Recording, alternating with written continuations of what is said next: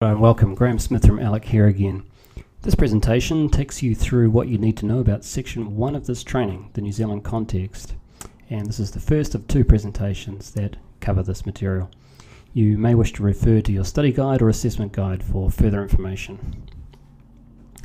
Here's our heads up slide again with the 7 sections of our NCALNE VOC. These are also the 7 sections of how you embed literacy and numeracy into training. So just draw your attention to point number 1. That's where we are at the moment, to do with the New Zealand context. Okay, before we get into the context, we need to take a look at some of the acronyms that we use in this field. But first of all, it's worth pausing to ask what's an acronym? And what acronyms do we use in education and in literacy and numeracy? Well, what's an acronym? When you take the first letter of a series of words and make a new word out of them, that's an acronym. So our company name, ALEC, is also an acronym. Now here's some of the acronyms that we use in literacy and numeracy. Hopefully you're familiar with a couple of them.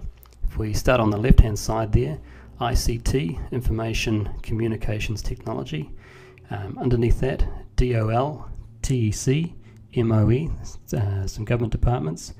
Department of Labour, of course, is DOL. The TEC, Tertiary Education Commission. MOE, Ministry of Education. NZQA, of course, you're probably familiar with, New Zealand Qualifications Authority. And then NCALE, and on the other side, NCALNE. Our qualification that we're doing at the moment is the National Certificate in Adult Literacy and Numeracy Education. So it didn't used to have an N in it, now it does have an N, so the N is for numeracy. A couple of other ones there on the right hand side, LN and LLN. LN for literacy and numeracy, of course. Language literacy and numeracy, or literacy, language and numeracy is the one underneath that. Then there's ESOL and TESOL, English for speakers of other languages, and teaching English to speakers of other languages. Last one there, US 21204, that's unit standard 21204. That's the big 30 credit compulsory unit standard that we assess against as part of the qualification. So hopefully some of those are familiar. If not, you're likely to hear them at some stage through the training.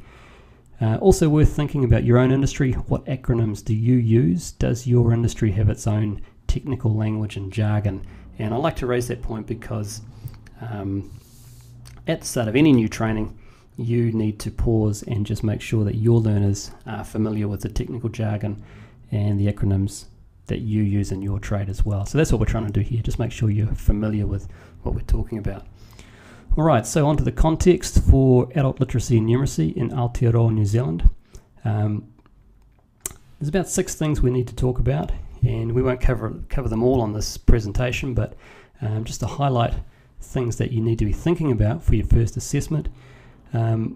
Key initiatives in literacy and numeracy in this country, as well as the definitions that we use when we're talking about literacy and numeracy.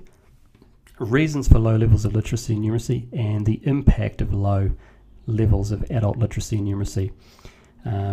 Resources that you might already have access to, and specialist organisations that can help. So those are the areas that we cover in this part of the course. So we'll get onto that shortly, but really we need to first of all just talk about this. What are literacy and numeracy, or what comes to mind when you hear the words literacy and numeracy?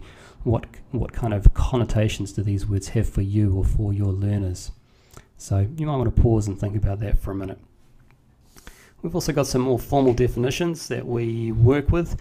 These definitions come mainly from the TEC and also from a report called Te Kawai Ora, which is where we get the definition for Māori literacy.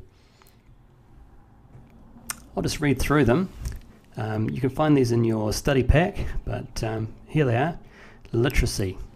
Here's the first one. Literacy is the written and oral language that people use in everyday life and work.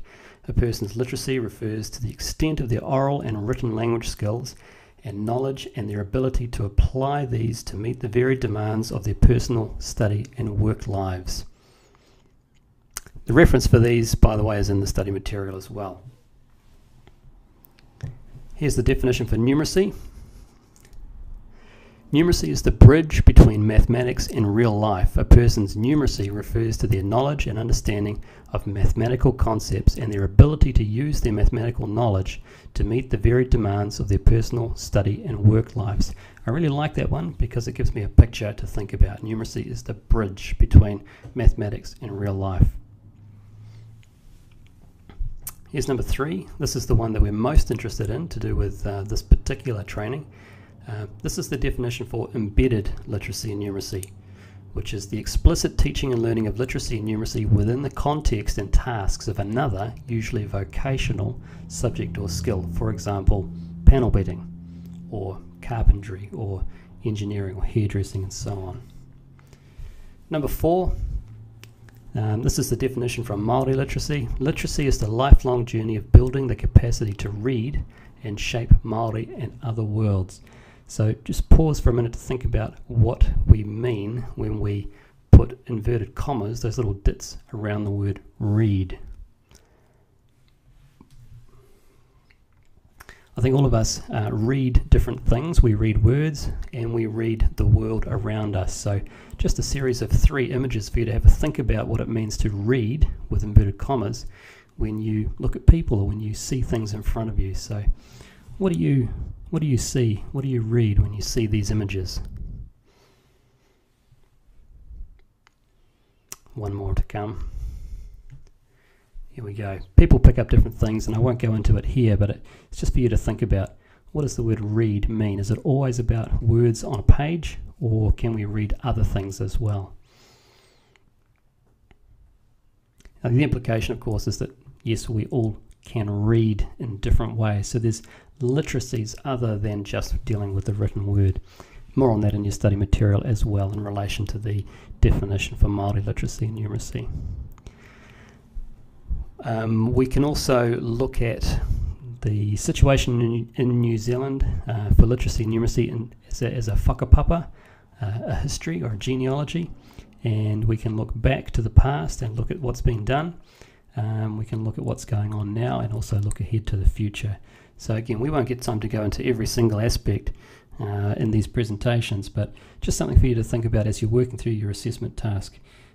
Are you able to think of our history of literacy and numeracy in terms of a whakapapa of key events and initiatives impacting literacy and numeracy in our country? And coming up, we're going to talk about some data in terms of what our country, where our country is at for literacy and numeracy. And the thing to think about here is, are your learners representative of the rest of the country? Do they have the same issues? Are they better or worse off than anybody else? So just think about that while I'm talking about these next couple of slides. So this has to do with something called the ALEC survey, which happened in 2006, where we measured literacy and numeracy skill levels for our population on a scale of 1 to 5. So I don't know whether you've heard of the ALEC survey or not, but it's something that our politicians and bureaucrats still refer to when they talk about literacy and numeracy levels in New Zealand. And this data will be updated over the next couple of years, and I expect we'll see a new report out in 2016. But until we get to that point, this is what we're working with at the moment. So it's kind of a state of the nation analysis where we are looking at these 5 different levels, and if you score a 5 on the scale, you're very literate or numerate. If you score a 1 or a 2, then that's not so great. And the baseline, of course, is 3. So here's the first lot of data. Relates to something that they called prose literacy, which was to do with the kind of skills that you need to be able to read something like a magazine article or an editorial in a newspaper. And if you look at the bottom 2 numbers there, just add those together, that's the number of people, or the percentage of people who fall below the level 3 baseline for prose literacy. If you look at this next one, add those 2 numbers together on the bottom again, this is also the number of people falling below the level 3 baseline for literacy. Different kind of literacy here, it's called document literacy, which relates to the kind of skills that you need to read something like a bus timetable or a schedule, charts, tables, things like that. Number 3 here relates to numeracy, and again, just direct your attention to those two bottom numbers. In this case, we've got 31 and 20. Add those up, you get a number which is just over half. Just over half of the sample population don't meet the baseline skill level for numeracy, and this is representative of our population in New Zealand as a whole. So yeah, some cause for concern. The last one here, critical thinking. This was also part of the survey, and if you add up those two numbers there, again for level 1 and level 2, you come to around 2/3 of the population not meeting the standard for critical thinking, and of course that's probably very much related to the low levels of literacy and numeracy as well. So something to think about for yourself and for your own learners. And then I just want to leave you with this question: why do we have this problem in New Zealand? What about your learners? What does this mean for your people? So we'll pick this up again in part 2 of the presentation. Thanks very much.